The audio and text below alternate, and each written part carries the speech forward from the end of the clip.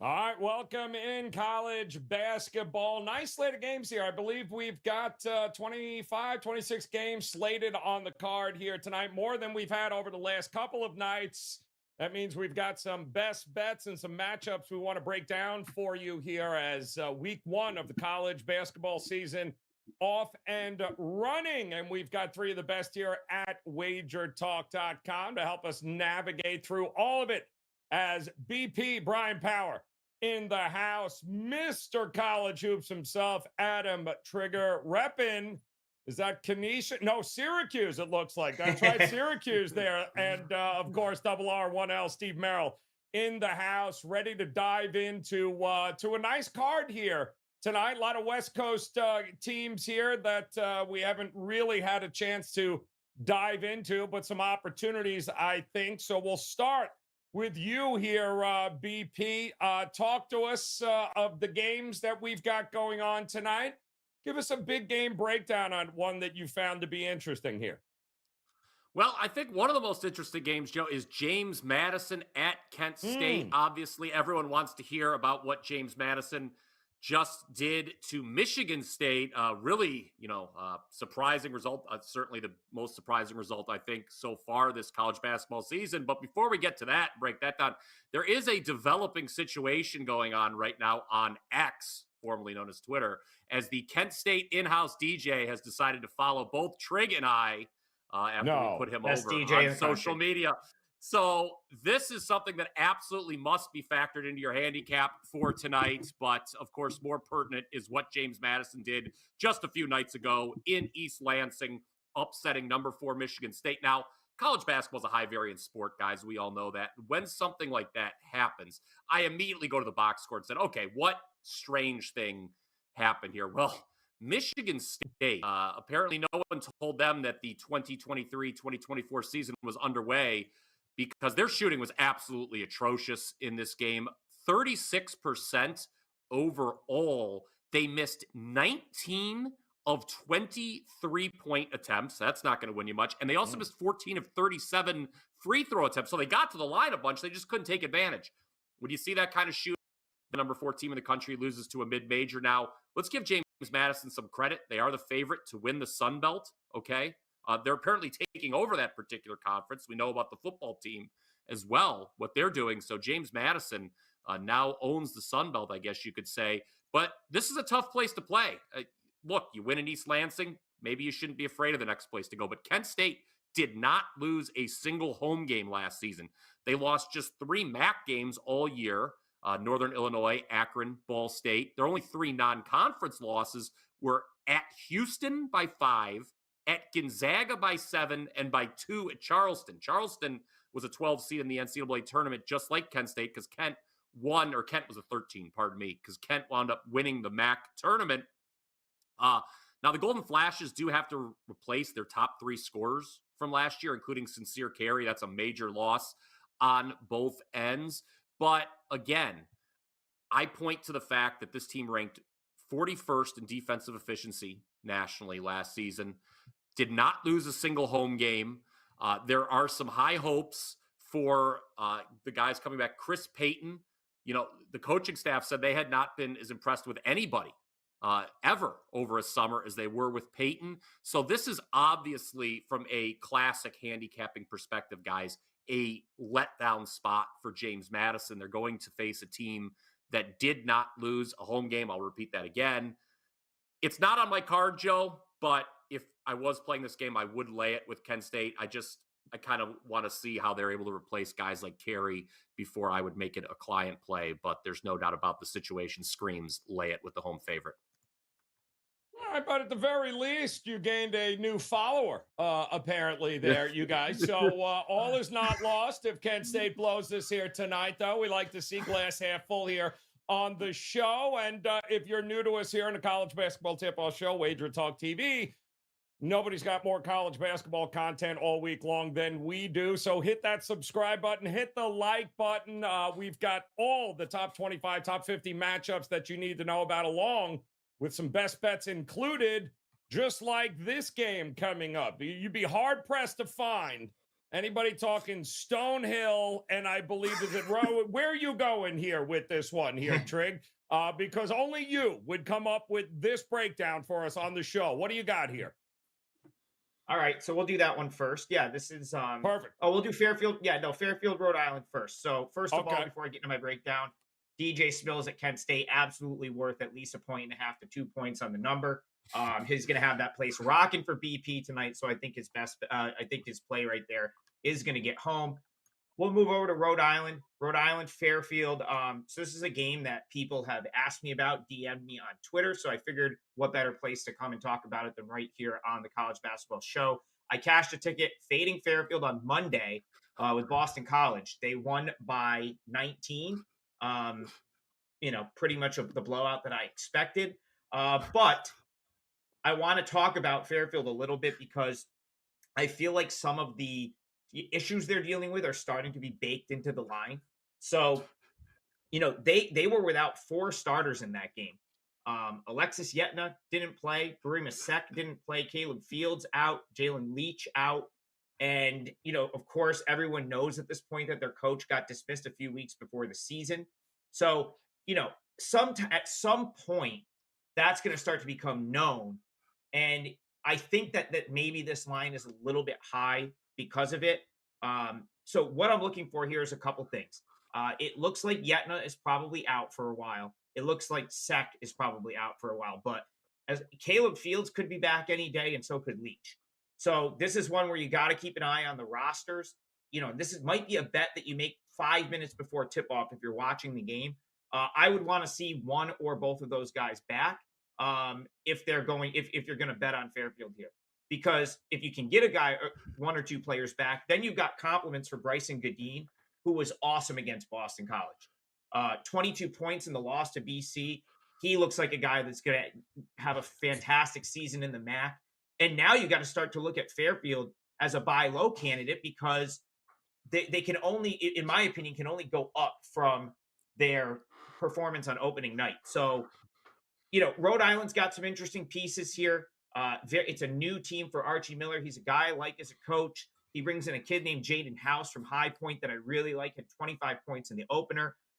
Bradley transfer Zach Montgomery had 20 in the opener. So there are things to like about Rhode Island. I think, conversely, I would go the other way here. If Fairfield, all of a sudden you see them put the lineup they put out on Monday, then you might have to start looking at a way to, find a way on to Rhode Island in-game or something if you can get a better number. But that's kind of how I see this one.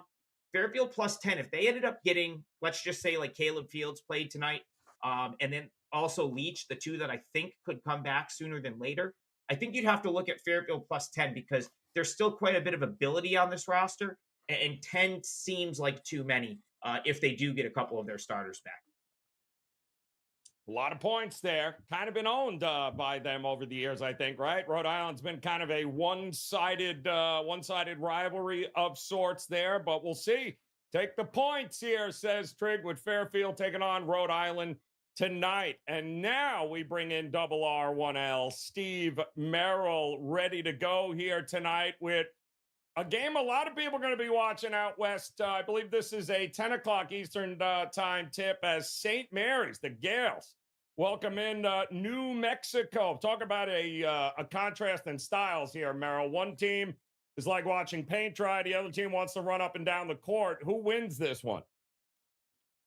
That's the whole key to handicapping college basketball, though, is tempo. Whenever I get St. Mary's, it's always making my short card. I'm digging in deeper to find out if we maybe get a matchup we can exploit. And I think we do here because New Mexico, at least last year, played at the 27th fastest tempo entering this season. It's around 350s. They're at home. I think they're the more veteran team here. They should be able to control tempo, and I like them for that reason. And we have seen some money come in on St. Mary's. The line has obviously climbed from an opener as low as 4.5. It's now up to 6.5. I'm checking the WagerTalk live odds screen, but St. Mary's is the way I would play this one tonight. And the total has also dropped from 144.5 down to 142, and that makes sense. Obviously, if you like St. Mary's, it's going to probably be a lower scoring game, whereas if you like New Mexico, it's got to be a higher scoring game. So I would lean St. Mary's and the under in this one. Look, a few months from now, we're going to look back and say this was one of the best games in November, at least matchup-wise, because New Mexico could be a really good team this year and could be a dark horse title contender even, in my opinion. But I don't think they're quite there yet. They returned their 2 leading scorers from last year, 2 good scorers in the backcourt. Jamal Mashburn Jr. is one of them. And by the way, the team is coached by Rick Pitino's son. So we have a lot of interesting dynamics with this game. But St. Mary's returns their top 3 scorers, including their big center. I think they have a size edge down low. And I also think Randy Bennett's maybe the best coach in the country. And that's not something I'm looking to go against early in the season. Neither team was tested in their first games on Monday. And I don't think we can take too much away from that. But one thing that did jump out to me with St. Mary's, I know they played a Division II team, Stanislaus State. You think Lemoyne is bad? Check out Stanislaus. I can't even pronounce it. Stanislaus State. They beat them 107-28, and they got to the free throw line in that game quite often, 29-8 edge. And I bring that up because last year St. Mary's did not get to the free throw line. Well, we'll see if that's something they can improve on this year. But also New Mexico was a much weaker defensive team efficiency-wise last year, and that's not the type of team early in the season you want to be taking on a structured offense like St. Mary's, as you said, really slows things down and runs very efficiently in the half court. So 2 play-on teams maybe throughout the season, but I think early on right now, St. Mary's, and I agree with that line move today. I think there's still value with St. Mary's -6.5, and that is a late game, 10 o'clock Eastern tonight on Thursday. All right, liking it there with St. Mary's taking on the Lobos, New Mexico. I believe, Trig, on your list of places around the country, the Pit, one of the best to go see a college basketball game. Is that still on the list? 100%. I thought I was going to make it there last year.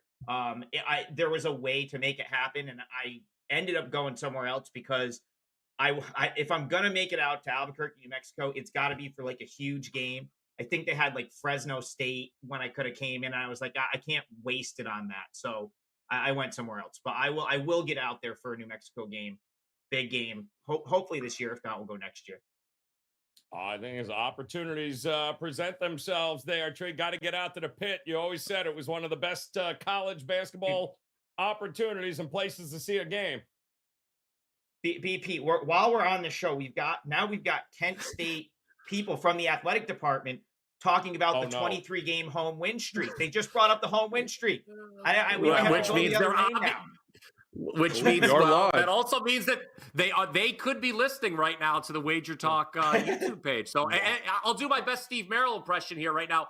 Make sure you click that button with the bell for those instant alerts, and you don't miss any of our. It's hit subscribe and click the bell for instant alerts, Brian, because they have to know when you're on. I said I was doing an impression. Yes, exactly. I know. Yes. No surprise they've won. No surprise they've won 23 straight at home, though. That is a great atmosphere for a college basketball game. None. Mm-hmm. All right. Well, now that we've made it through the big game breakdowns, give you a little appetizer. Time for the main course. Hold the salto as we get ready to go back to Bryan Power, who is going to take a look at another very interesting game for a best bet here tonight. Elon taking on Eastern Tennessee State here. It's kind of a pick 'em price here. So which side of the pick 'em are you on here, BP? Yeah, we saw a little bit of a line move already towards Elon, and I disagree with that line move. I assume that people are looking to fade East Tennessee State based on the fact that they have not done well as a favorite in recent years, 7-19 against the number in the chalk roll. Overall, it was a disappointing season in Johnson City. 12-20 straight up. There was a long losing streak midway through that campaign. So what does East Tennessee State do, Joe? They make a coaching change. Desmond Oliver out. In comes Brooke Savage. That's a familiar name to those who follow this program because he was an assistant here from 2015 to 2020 under Steve Forbes, who, of course, went to Wake Forest. Savage went with him. And when Forbes was here and Savage was serving under him, East Tennessee State was a good team. They went 71-19 in conference play. They're, of course, in the SoCon. And I bring up the Wake Forest connection because it's really interesting. Who did Elon lose to in their season opener? Wake Forest. They were crushed, actually, 101-78. So I'm assuming Brooke Savage talked to his former boss, Steve Forbes, and exchanged some intel. And as you could tell from that final score, it was not a good day for Elon against Wake. They give up 1.3 points per possession, were dominated down low. East Tennessee State, they've got the height advantage here. 3 top players, all 6'6" or taller. Jaden Parker, he's 6'10". He's a transfer, averaged 18 points as a freshman for Lamar last season. Elon was not a good team last year, guys. They lost their first 19 games to D1 opponents, and they finished outside the top 300 in both offensive and defensive efficiency. And what's really interesting, you look at that final score there against Wake Forest, losing by 23. That was with Elon going 10 of 23 from behind the arc. I don't anticipate Elon shooting that well from behind the arc here. It was kind of a tune-up for East Tennessee State against a non-D1 opponent. And I mentioned at the top, East Tennessee State has not been good as a favorite traditionally. Well, last year against Elon, neutral floor, Asheville, North Carolina, they actually covered against this Elon team as 6.5-point favorites, winning by double digits. I'll gladly lay the one here, play it on the money line, I guess. That's what I did as a client selection. East Tennessee State is the best bet for the show today. And don't miss my NBA and college football as well on a Thursday night. You can grab an all-access pass right now at my page, 5 winners for $29, wt.buzz/BP. Cool. ETS here tonight there for BP. Yes, very popular with the group there at East Tennessee State, from what I understand. Let's go now here, Trey, because I know without a doubt you pushed it aside. We went Fairfield, Rhode Island, but now it is time to talk Stonehill, my man. Nobody does Stonehill like you do. So let's go. How are we approaching this game here tonight? Well, fun fact, Joe. If I didn't go to Siena, I would have went to Stonehill. That was my other choice. That was it was an absolutely beautiful campus. It's in Easton, Mass, and straight up, like, it cost a fortune, and Siena gave me a little bit more money. That's why I chose Siena, because Stonehill is not a cheap school to go to. Neither is Siena, but Stonehill is more expensive. But anyway, so I almost went there, and now for a kid that went to my high school, little high school, Chalmont High School, right outside of Schenectady, New York, has transferred there. He's the first Division I player from my high school to play men's college basketball since the 90s, when Corey Osinski played on those great Siena teams with Paul Hewitt. So very interested to watch Stonehill this year, but I don't think he's going to play tonight. I tuned in for a minute while I was at another game. I tuned into their opener, and he wasn't out there, and he didn't play at all. And Stonehill got absolutely buried by George Washington. And, if he right now, it looks like he's out indefinitely. But he's a guy, if Stonehill's without him again tonight, 6'6", sort of combo guard forward, average 16.3 points per game for St. Rose, a Division II school in Albany, New York, that he transferred in from. So he's a junior. I thought he was a great addition to their team. If he's not out there, they could have some trouble here, because Army, you're going to hear about Jalen Rucker gone. They've lost, a lot of their scoring last year. But this is still a team that's got a lot of size. And, I watched the Army game on Monday, went back and watched it. Marist ended up being a best bet of mine. They sort of ran them out of the gym, but, a little bit deceiving that game was as big of a blowout as it was. Marist shot the ball great, shot 50% from the field. And, Army, that's going to be their issue a little bit this year, is where is the scoring going to come from? Because last year, they had Rucker, who was a great player. The name is escaping me, but the kid that transferred to Texas State could really shoot it. And so, they're down 4 starters, but there's still high hopes for this team, at least internally. Jimmy Allen was there for 7 years, had 4 pretty good seasons, and they fired him. They went a different way. They bring in Kevin Kuick. He's an assistant from Butler, 10-year Army vet. He's someone that they must like a lot, because they got rid of a coach that was having pretty respectable seasons.